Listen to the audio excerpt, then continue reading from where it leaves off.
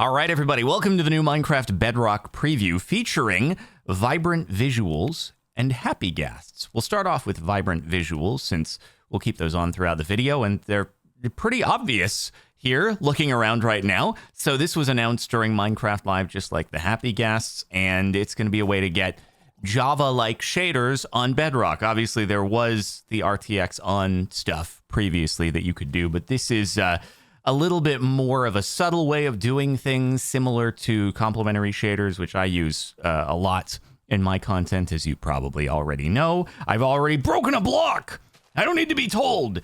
Now, there are some interesting things. Like, there is this interesting line that I've noticed proceeding across the world slowly. You see it as I move my cursor? I don't know what's causing this. I have due daylight turned off, so the sun's not moving. This isn't a shadow that's gradually lengthening. It is some sort of line in the sand and dirt that's like just moving through the world, and it's kind of weirding me out. I don't know why it's there. I don't know what's causing it, but I feel like I could follow it all the way to the far lands. You just crossed the line, pig. So anyway, we'll ignore that for a moment. As you can see, the shadows are pretty cool, pixelated, so they go with, you know, the overall theme of Minecraft. Oh my god, I'm scrolling in my hotbar! Anyways, you can see things are casting shadows. If I enable game rule do daylight cycle true, then as the sun moves, you'll see that the shadows actually stick to the individual pixels in the textures on blocks. So it's pretty nifty. That I don't think is something that is done in the Java shaders that I've used, at least. And I would say it's not exactly complementary. It's more of it's a mix between complementary and enhanced default. It lies somewhere in the middle of the two, but we might as well let the sun cycle a little bit so that we can see the shadows as they do their thing. And is this the line? Is the line coming back? It's returning. It's retreating. I don't know what that line is, but I do think that the caustics underwater are really cool looking. This is something that is different from the shader packs that I traditionally use when I'm playing on Java, and it is a very cool effect. I don't know if there will be much individual control in how you can adjust it. When you're underwater, it kind of makes it look like a bunch of magma blocks. So it might blend in a little bit when it comes to the actual magma blocks underwater in a ravine. I'm curious to put it down and see what it looks like next to this. It does actually blend in a little bit. It's almost like it is the magma block texture being used for the caustics. But regardless, it's a pretty cool effect. And if you're curious how to actually enable it, because it's not done by default, even after you've enabled the experiments, you go into your video settings here, and then you scroll down to graphics mode. It will be in simple or fancy by default. You just select vibrant visuals, and then there are some options that you can tweak. I brought everything to high instead of ultra, just to improve the performance a little bit. Bloom 100% and native resolution, and all that makes it look pretty good, I think. So anyway, you'll see it. I'll keep it on throughout the video, and now let's go and check out some happy ghast and dried ghast stuff. I may have just said I was going to leave vibrant visuals on for the video, but if I'm being honest, now that I've entered the nether, it's not my favorite look. Yeah, we're going to turn it off for now. After a bit of flying around, we've found ourselves a dried ghast. This is a natural spawn that I found here. He's got some, like, smoky particles going on. Okay, bit of lore, all right? So, I was in London for the Minecraft movie premiere, and I was sat across from Jeb at a dinner that we were having, and I asked him, does this being a dried ghast imply that the ghasts that we are used to so far in the nether are moist ghasts?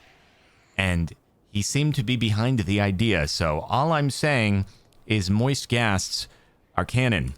Okay, so do we just like... Oh, okay. We punch him with our fist, and there we go. We have a dried ghast.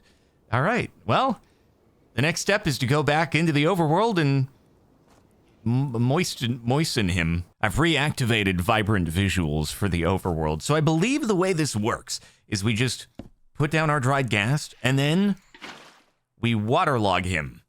And now we get some green particles and he is going to slowly hatch, I guess. And the texture will change as we go.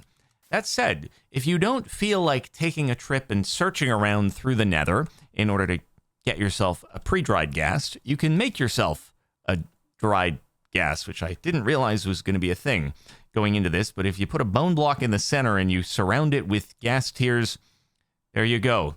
You can create dried ghasts as much as you want. You can farm them up. And I feel like I need to... Hold on, let's get a better look. Okay, there we go. Now we can watch. He's making noises. Okay, so apparently this takes 20 minutes. Oh, he just moistened up a level. Okay, so I've learned that you can use set block to place down a pre-moistened ghast. So I'm going to do that here so we can speed up the process a little bit. We've got this guy who's at the one stage above him over there. And then we should be able to get the level 3 guy down, maybe right here. Rehydration level, it should be moistness level, but level 3. Oh, and you can see that he gradually becomes a little bit happier each time. All right, so we can let him grow, and it shouldn't take too long. And because he's in the sun, we get a little bit of the caustics going with the vibrant visuals. Wow. Also, maybe worth mentioning, if you break them at any point in the process, it's simply going to reset back to the baseline stage, and then you're going to have to wait again. So once you've committed to a location, see it through. Hello. How are you, little gasling? Look at him. He's so happy. And also moist now. Oh, another one just hatched. Okay, so as far as I can tell, you don't actually tame them. They just kind of hover around your area as long as you're there. They'll kind of stay within a radius of you. If you go super far away, they kind of seem to just idle around the location that they were spawned at. That said, they are attracted if you're holding snow in your hand, and you can use snow in order to speed up the... Oh, I'm so sorry. I didn't mean to throw that at you. That's my bad. As you can see, though, you can use snow to speed up the process of them growing up into a full-sized happy ghast. I think this is actually just a happy ghast. Previously, it was a ghastling before it grew up. So the way to go flying is to make a harness, and the way to make a harness is with a bit of leather, glass, and any color of wool that you want to choose. So we'll grab the orange harness for now. That said, if you're not satisfied with orange and you want to change the color, you can still dye it after it's already made. So let's take our harness here and let's see if these guys want to come anywhere nearby. The easiest way to do this could be, in some cases, just grab the snowball so that they stay like lured to you. By the way, you can't breed the happy ghasts. You can't like feed them both snowballs and then they make more. It doesn't work that way. You got to start from the dried ghast, but here we go. All right, the harness is equipped. Let's go. Still, he's not tamed. He kind of just like orbits your location. Do you want a harness as well? See, what I'm going to do for you is I'm going to give you a harness, but then I kind of at the same time, I'm going to see if I can lead you. Here, come here. Hey. They know that I want to try it. Here, come here. And then, can I lead you? I can. There we go. So I'm going to keep you around there. It's good that you can do this so they don't go flying off. Although I still think that they will stay anchored to like the position where you last interacted with them rather than just completely flying off aimlessly. And then with you, there we go. Bro, we are riding our happy ghast. Okay. Bro, you get like super zoomed out on F5 when you're flying. This is great. Okay, so the controls, the way it works is you don't hit spacebar or shift to go up or down. It kind of seems to operate similarly to like a no clip where you just point in the direction that you want to go in 3D space and you just fly. Like you just head in that direction. It's not particularly fast, But, you know, because this is something that you can feasibly get earlier on in the game, way before End or Elytra's, I don't think the idea is for it to like replace flying travel with Elytra for the sake of speed. And also, I'm in a single player world, but obviously like part of the appeal here is that we could have other friends riding the same Ghast with us, and we could all go traveling together. And that's like a pretty big benefit of this versus, you know, maybe you have an Elytra, they don't have an Elytra yet, or you have to keep track of each other, flying in the air, going really fast with fireworks. That said, let's shift. And now we have our own platform in the sky. Oh, this is so cool. Now, it's really surprising even. You would not expect that you'd be able to shift to the edge, but you can. It actually behaves like the edge of a block platform, which is really cool. So you can actually use it really effectively as scaffolding. I was super worried that, you know, you'd have to just kind of really tread the line and risk falling off, but like you straight up just have a block platform here. And then like you can also obviously like while you're riding him, you can still be placing blocks. So even if you like don't dismount, you just kind of sit, you know, you can use it as a means of scaffolding. You can hold space in order to go up. So like when I was placing here, right, I was holding spacebar in order to go up. That said, you can't use shift to go down because shifting will just dismount and then you'll be on your little platform. But like now if I wanted to add on to our build here, right, it really just, I mean, it almost just totally nullifies scaffolding to an extent. You know, obviously he's a bit of a big guy, so maneuverability wise, you might get into a bit of trouble in a small space if you're trying to place him down as a platform. But still, like, oh my God, to not have to place down whether it's actual scaffolding or, you know, you just use cobblestone or dirt in order to build a thing that you stand on while you're working on a mega build.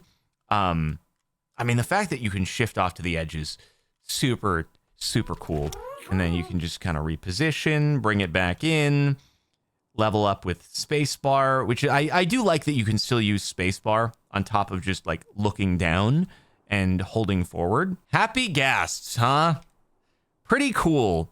I don't know if I've missed any details here. I think, you know, if I just dismount and I start walking, again, he kind of just follows within a radius and kind of ominously just stalks from afar.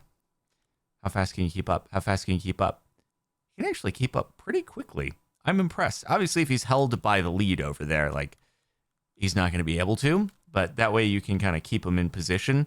But it's just like, it's like pseudo taming, right?